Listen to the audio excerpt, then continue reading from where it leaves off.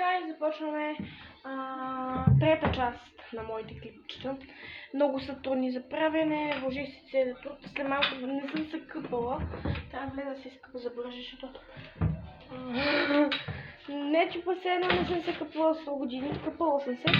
Просто много ми е уморено, искам да ми облекне кожата малко.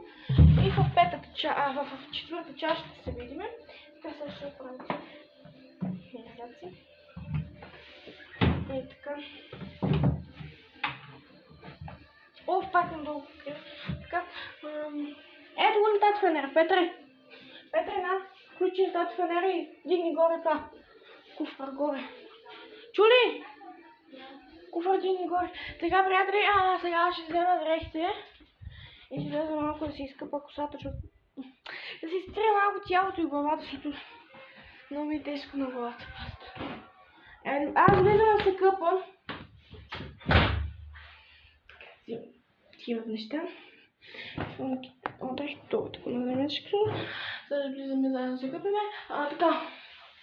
Слагам си дрехите. Знаете какво, хора? Мисля дали да не направя един гилвей.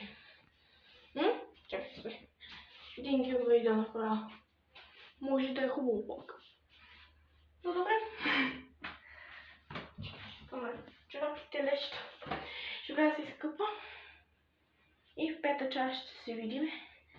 Юлия се мести. Път клипчета ще видя дали ще мога да ги качим. Разбира се. И ще се видим в пета част. Тук ще се къпа. Така, готови си след 3, 2, 1.